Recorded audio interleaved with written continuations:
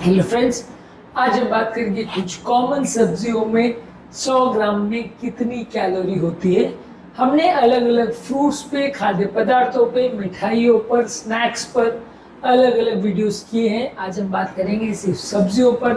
Comparative analysis के लिए ज़रूरी है ताकि आप जान सकें कि अलग अलग सब्जियों में कितनी कैलोरी होती है 100 ग्राम के हिसाब से, ताकि उस हिसाब से अपने दिन भर की कैलोरी कैलकुलेशंस को मैनेज कर सकें और एक ओवरऑल एक अंडरस्टैंडिंग बन पाए कि अलग अलग खाद्य पदार्थ थे आपको कितनी कैलोरी दे सकते हैं।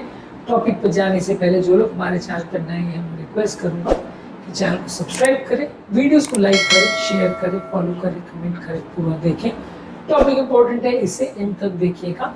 चलिए शुरू करते हैं। सब्जियां ओवरऑल ही काफी कम कैलोरी देती है। 100 ग्राम का यदि हम कैलकुलेट करें, खीरा 100 ग्राम में 16 कैलोरी देता है, लेट्यूस 17 कैलोरी देता है, पालक 23 कैलोरी देता है, 100 ग्राम जुकीनी 17 कैलोरी देता है, सेलेरी यानी अजमोदा 14 कैलोरी देता है, रेडिश यानी मूली 16 कैलोरी देता है। इसके अलावा थोड़ी न्यूट्रिएंट डेंस वेजिटेबल्स की अगर हम बात करें, लो कैलोरी में ब्रोकोली का थोड़ा ज्यादा है, 100 ग्राम में 55 कैलोरी है, फूल गोभी का 100 ग्राम में 25 कैलोरी है, शिमला मिर्च 100 ग्राम में 31 कैलोरी है, गाजर 41 कैलोरी है, टमाटर 18 कैलोरी है, मशरूम्स 22 कैलोरी है। फिर भी ओवरऑल फल से काफी कम है, ग्रेन से काफी कम है, खाद्य पदार्थ और स्नैक्स से बहुत कम है। तो इसलिए सब्जियां कितनी भी ज्यादा मात्रा में खाओ, बहुत ज्यादा फर्क नहीं पड़ता। अब आते हैं थोड़ी ज्यादा कैलोरीज वाले खाद्य पदार्थों में जो एनर्जी डेंस होते हैं।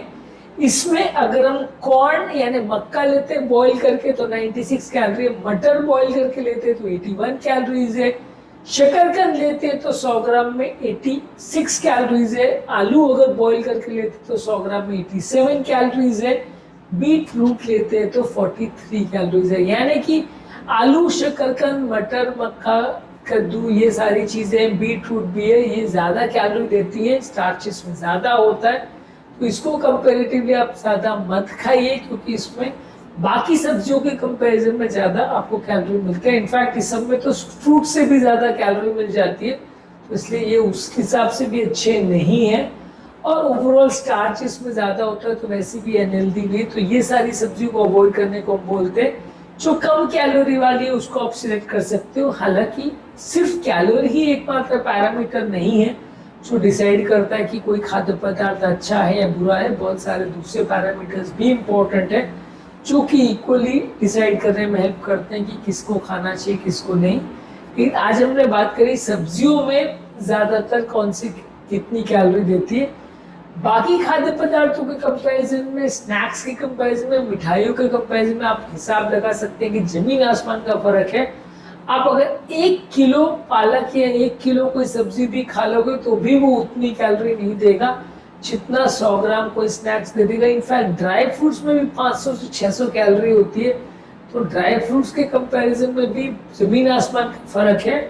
अगर आप 1 किलो पालक खा देते हो तो आपको 200 कैलोरी मिलेगा, 3 किलो पालक खाओगे तो 600 कैलोरी मिलेगा। जबकि 100 ग्राम आप अगर बादाम खा लेते हो या 100 ग्राम अखरोट खा लेते हो तो 570 से 650 कैलोरी मिल जाएगा। यानी कि तो जमीन आसमान का फर्क है।